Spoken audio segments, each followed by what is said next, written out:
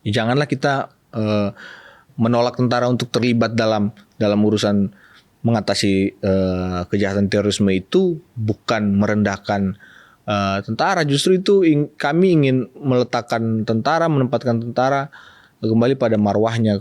Kalau kita lihat nanti kayaknya pintu masuknya ada pada soal penangkalan itu, soal kegiatan atau operasi lainnya. Itu salah satu fasilitas yang ada dalam draft Perpres yang sangat berbahaya. Bayangkan kalau ada ini potensi pelanggaran HAM-nya sangat tinggi. Pelanggaran HAM maupun pelanggaran HAM berat.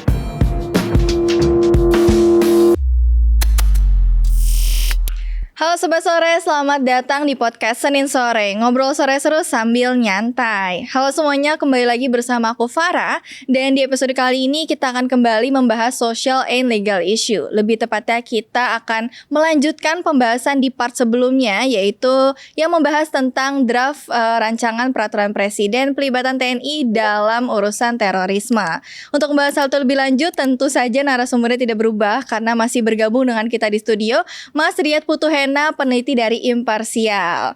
Oke, kita lanjutkan nih ya Mas dari episode sebelumnya. Sebelum kita next ke pertanyaan selanjutnya, sepertinya ada statement yang ketinggalan nih Mas dari pertanyaan terakhir kita di part sebelumnya. Boleh banget untuk disampaikan ke Sobat Sore Mas? Jadi kalau kita lihat Perpres itu kan ada 3 kewenangan paling nggak ya, penangkalan, penindakan dan pemulihan. Ada 3 tahap. Nah kan kebingungan kita tuh apa sih penangkalan ini nggak jelas nih karena nggak ada dijelaskan di dalam Perpres itu sendiri maupun ini tidak dikenal dalam Undang-Undang 5/2018 gitu sebagai pijakannya.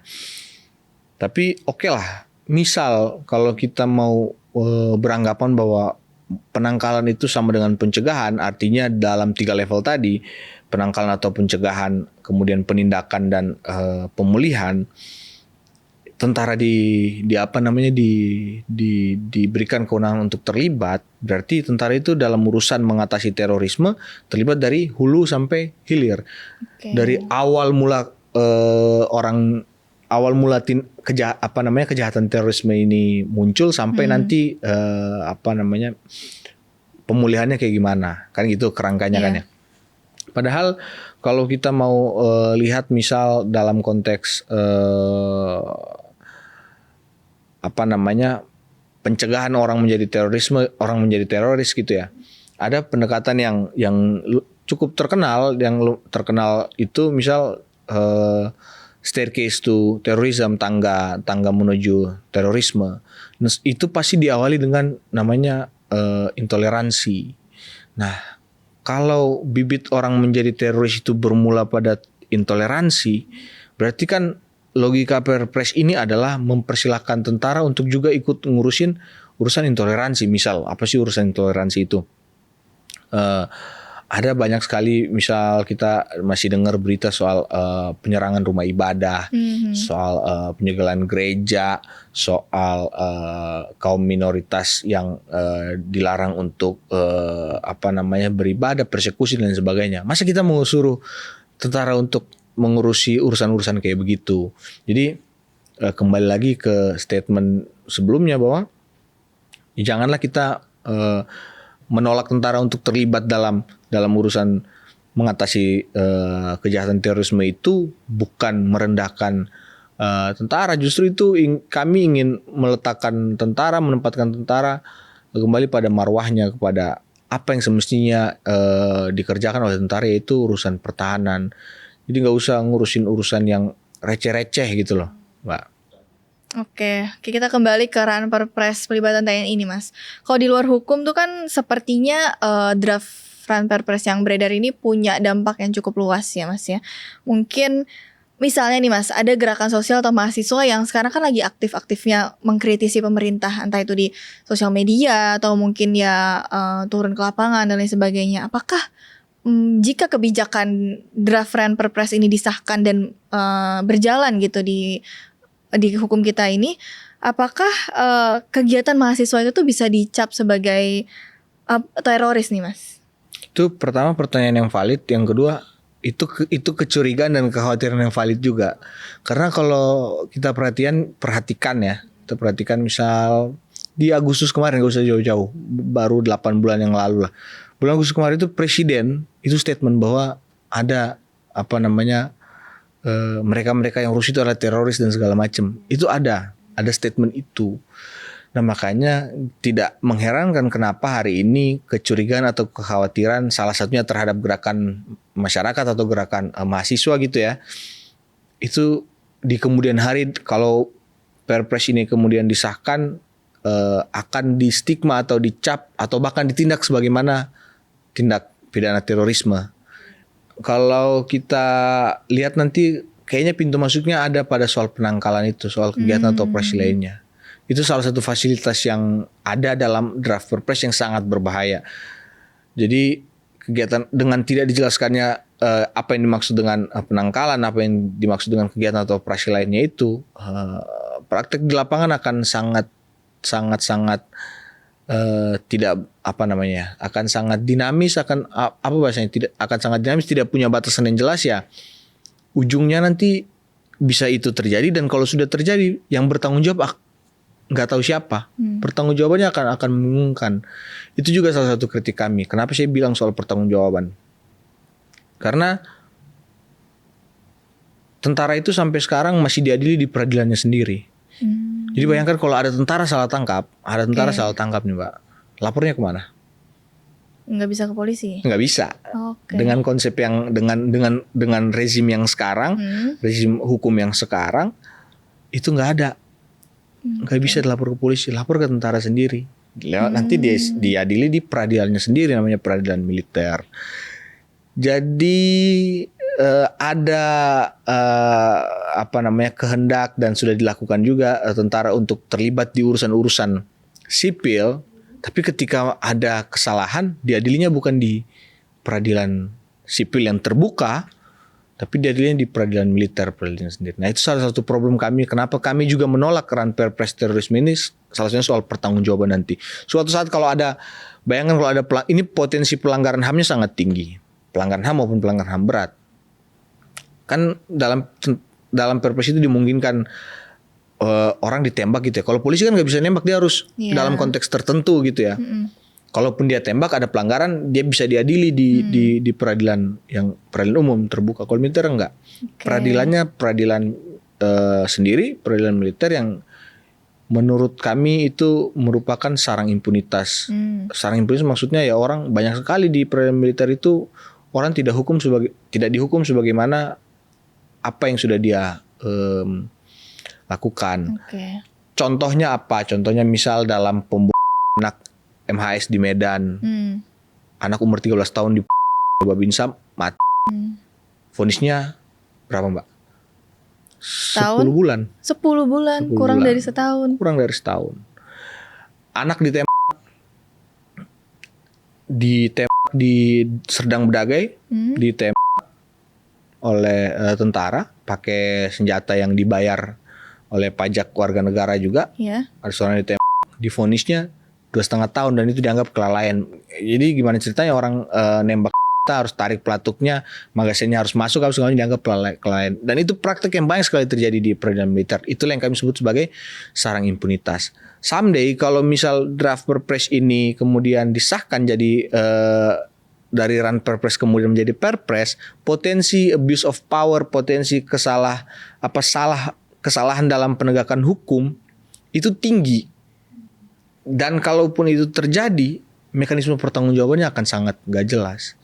Karena tentara masih diadili di pengadilannya sendiri. Nah, soal peradilan militer itu yang juga sedang kami uji di Mahkamah Konstitusi. Kami ingin bilang sederhananya, kami ingin bilang bahwa kalau tentara melakukan tindak pidana umum, maka harus diadili di peradilan umum, jangan di peradilan militer. Dan itu bukan ide brilian dari imparsial, enggak. Itu sebenarnya ide dari pembuat hukum, pembuat undang-undang itu sendiri. Presiden dan DPR tuh udah bilang itu di undang-undang TNI, tapi ya belum dijalankan aja gitu. Nah Mas, kalau misalkan kita mau ke wilayah Indonesia, Papua itu kan sering banget stigmanya tuh dengan terorisme gitu ya Mas ya. Kalau ran Perpres ini dijalankan, ada kekhawatiran nggak bisa memperbanyak operasi militer di Papua atas nama teror ini sendiri Mas? Imparsial tuh kami rutin melakukan pemantauan soal kondisi Papua. Data kami, saya agak lupa angka persisnya, pokoknya 2024-2025 itu sekitar 11 ribuan deployment pasukan dari luar Papua masuk ke Papua. Dan ada kasus kekerasan yang melibatkan aparat baik TNI maupun Polri terhadap kekerasan bersenjata ini maksudnya. Itu ada sekitar 37 tambah ya hampir 50-an lah, range 2024 sampai 2025. Korbannya tentu puluhan banyak. Nah, di situ kan kita lihat aja gampang bahwa mengatasi persoalan Papua itu ternyata pakai pendekatan yang kayak yang existing itu kan tidak terbukti menyelesaikan masalah. 2024 angka, kalau kita tarik lebih jauh lagi selalu begitu tuh. Jadi angka kejahatan itu tidak pernah turun. Angka kejahatannya cenderung stabil, dia naik, dan angka pengiriman pasukan juga naik. Jadi sebenarnya mengirim pasukan yang niatnya untuk mengurangi kekerasan juga nggak pernah terbukti. Nggak pernah terbukti. Nah, salah satu kritik kami ya di situ untuk urusan Papua, pendekatan keamanan itu sudah terbukti usang dan tidak efektif. Itu udah bolak-balik kami ngomong bicara kayak begitu. Terus ada kekhawatiran juga yang kayak Mbak Farah bilang tadi, dengan adanya Ranperpres terorisme ini, kami justru khawatir jangan-jangan ini salah satu cara untuk melegalisasi operasi militer yang ilegal di Papua yang udah terjadi puluhan tahun di sana. Salah satu kecurigaan kami memang di situ. Ini ada urusan, ada hubungannya dengan urusan Papua. Salah satunya yang melegalisasi operasi-operasi yang sebenarnya tidak pernah atau selalu ilegal kami bilang di Papua itu. Berarti emang dampaknya ini luas banget ya, maksudnya gak cuman dia tuh TNI itu untuk mengurangi angka terorisme yang sebenarnya zero juga, tapi ini juga memperluas operasi militer itu sendiri gitu ya Mas? Bisa sangat mungkin kayak begitu. Okay. Nah, padahal sebenarnya ya kalau kita mau fair, kan banyak banyak orang yang bertanya juga, terus kalau misal kita diserang gitu, kan ada offendernya tuh, penyerangnya tuh tetap bawa senjata gitu ya. Masa tentara nggak boleh terlibat? Ya balik lagi dalam konteks perbantuan, dia bisa terlibat dalam konteks perbantuan. Yang kedua, kalau skalanya misal sampai udah gede kayak Malawi misal di Filipina Selatan, ya itu bukan dalam konteks mengatasi terorisme. Itu sudah nguasain teritori dan ancaman terhadap kedaulatan, ya itu justru tugas utamanya tentara. Gak perlu pakai perpres kalau itu. Tinggal presiden declare, ya kan, bilang bahwa misal daerah Taman Anggrek atau daerah sekitar ada kelompok bersenjata nguasain terus merebut teritori ini, gak bisa masuk yang lain gitu, ya itu udah bisa dianggap sebagai serangan terhadap kedaulatan misalnya. Kalau sudah dianggap sebagai serangan terhadap kedaulatan, ya keterlibatan TNI nggak perlu Ranperpres ini. Ya itu sudah ada jadi tugas utamanya dia. Udah operasi militer yang nggak harus nunggu pengesahan Perpres lagi. Jadi ancaman bersenjata kalau udah levelnya ancaman militer dari luar atau ancaman bersenjata non militer dari luar, itu dimungkinkan sekali TNI itu untuk terlibat, walaupun Ranperpres ini tidak jadi perpres atau tidak disahkan gitu. Oke, kalau dari Imparsan sendiri kan menolak rancangan ini ya Mas ya. Tapi ada usul nggak untuk bisa keluar dari jalan keluarnya gitu? Apakah emang perlu undang-undang baru atau misalkan kita harus merevisi atau merevisi lembaganya itu sendiri Mas? Ada beberapa hal ya. Pertama, kami mikirnya gini. Dalam konteks penegakan pemberantasan tindak pidana terorisme, pertama yang institusi sipilnya harus diperkuat. Harus diperkuat maksudnya misal kapasitas building para orang-orang yang terlibat di dalamnya, transparansinya, akuntabilitasnya itu harus diperbaiki. Jadi kan kita tahu kita tuh sebenarnya punya beberapa capaian untuk bicara soal terorisme itu. Progres deradikalisasi misalnya itu terjadi. Banyak orang-orang yang dulu mantan napiter itu yang kemudian bisa kembali ke ke kalau saya minjem istilahnya Munir tadi yang mantan napiter itu ya kembali ke pangkuan NKRI. Itu terjadi. Pendekatannya sama sekali bukan pendekatan perang, tapi pendekatannya dialog yang itu melibatkan banyak sekali institusi sipil, Kementerian Agama, Kementerian Sosial, BNPT dan polisi dalam konteks penegakan hukum dan lain-lain. Jadi isu terorisme itu pendekatannya tidak selalu dan tidak mesti tidak negara-negara lain juga tidak menempatkan tentaranya di depan untuk urusan terorisme. Negara-negara demokratis ya maksud saya, nggak naruh tentaranya di depan untuk ngurusin terorisme, tapi ya institusi-institusi sipil tadi itu. Nah terus berikutnya memperkuat pengawasan juga ya, itu menjadi penting dalam konteks pemberantasan tindak pidana terorisme. Rawan sekali terjadi pelanggaran HAM, penyalahgunaan kekuasaan, penyalahgunaan kewenangan yang terjadi di lapangan atau dari sisi kebijakan. Oleh karena itu memang pengawasannya harus diperkuat dalam urusan keterlibatan polisi misal. Ya, pengawasan terhadap polisi itu harus diperkuat, salah satunya dengan cara memperkuat Kompolnasnya. Jadi Kompolnas harus diperkuat, berikan kewenangan kalau ada tindakan yang salah di lapangan oleh Densus 88 oleh polisi, Kompolnas bisa manggil kalian salah loh ini. Gitu. Ini kalau sekarang kan nggak macan ompong aja Kompolnas, cuma ngasih surat, yang suratnya dicuekin juga bingung juga mau ngapain. Nah, jadi kalau pengawasannya diperkuat, nanti akan berpengaruh terhadap mekanisme internal di tubuh penegak hukum itu sendiri yang terlibat ya dalam Kompolnas, berarti kepolisian gitu. Di pengawasan diperkuat, institusinya diperkuat juga, yang itu yang kita tidak dapatkan kalau misal tentara terlibat. Peradilannya beda. Kalau peradilan militernya bukan peradilan militer dihapus, tindak pidana umum prajurit itu diadili di peradilan militer, ya mungkin kita bisa diskusi lagi, bisa lihat lagi ya potensi-potensinya gitu. Tapi ini Mas, tadi Mas Riyad juga sempat mention kalau negara demokratis tuh nggak menempatkan militernya tuh di depan, mungkin juga dalam urusan terorisme ini.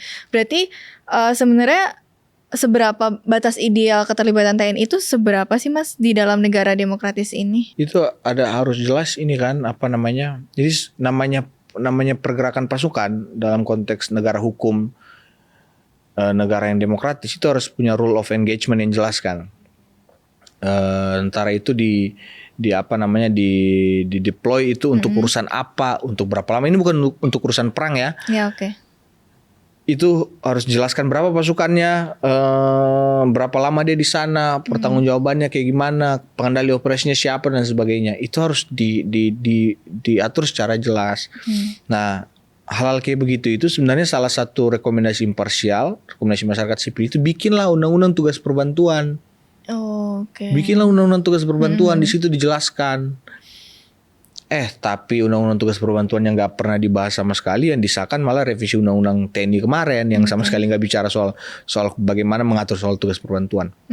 Jadi itu dulu dia harus ini bicara reformasi yang lumayan besar-besaran gitu, harus ada tuh undang-undang tugas perbantuan.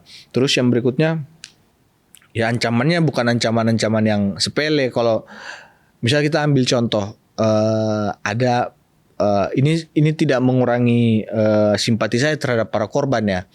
Cuma kalau misal terorisme model single wolf gitu, orang single wolf lone wolf yang senjatanya cuma pakai senjata airgun atau airsoft gitu. Dia datang ke satu wilayah, masa yang kita suruh nangkep satu kompi tentara, padahal itu bisa diatasi hanya oleh kepolisian misal gitu. Kan tentara tidak perlu terlibat. ya itulah mengapa saya bilang ada prinsip namanya imminent threat tadi. Pelibatan tentara itu hanya boleh jika ancamannya bersifat nyata dan strategis. Apa sih Perpres ini tuh mau bilang kalau musuh yang sebesar apa baru tentara bisa terlibat kan? Itu nggak disebutkan di dalam Perpres ini, sehingga itu jadi masalah tersendiri. Coba seandainya Perpres menjelaskan, boleh selama motifnya adalah pencaplokan wilayah, tentara akhirnya bisa terlibat. Walaupun keliru juga karena kalau untuk urusan kedaulatan, tentara itu memang nggak perlu pakai Perpres. Kalau konteksnya misalnya insurgensi, ada tentara atau pasukan bersenjata negara lain yang tiba-tiba mendarat di Natuna dan menguasai wilayah Natuna, wilayah Pulau Natuna misal, tentara bisa terlibat, tapi itu kan bukan terorisme. Jadi kalau konteksnya memang clear bicara soal terorisme, kita melihat terorisme sebagai sebuah tindak pidana, melakukan kekerasan atau ancaman kekerasan gitu ya. Ya, tentara itu nggak diperlukan banget. Oke. Sampai tahap yang, kecuali tahapnya udah bahaya banget, dan itu memang yang bisa menilai salah satunya ya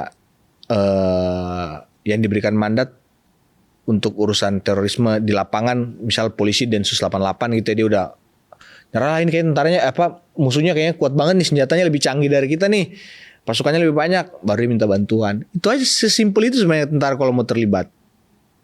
Oke nih Mas, sebagai penutup deh, kan ada yang sebut kalau rancangan peraturan presiden ini tuh kayak balas budi politik balas budi gitu ya, mungkin quote and quote gitu. Sebenarnya gimana nih tanggapan Mas terkait dengan lobby politik di balik kebijakan ini? Misalnya mungkin jabatan atau ya bisnis TNI di masa lalu gitu. Nah itu makanya tadi saya sempat mention di part 1 kali tadi ya, soal gejala ini tuh nggak bisa dilihat sebagai satu gejala yang berdiri sendiri. Ini harus dilihat dalam frame politik militer. Ini bukan ketakutan yang sedang disebarkan, enggak, itu real terjadi dan ada di, makanya saya kalau ditanya gini untuk urusan ini, kalau saya ditanya tentara sekarang ada di mana aja sih, itu saya sulit banget jawabnya. Oke. Saya lebih mudah jawabnya tentara sekarang nggak ada di mana, itu lebih gampang. Jadi nggak adanya tentara itu, kita lebih gampang menjawabnya dibanding memetakan satu-satu tentara itu ada di mana, karena hampir semua lini memang ada TNI. Ada.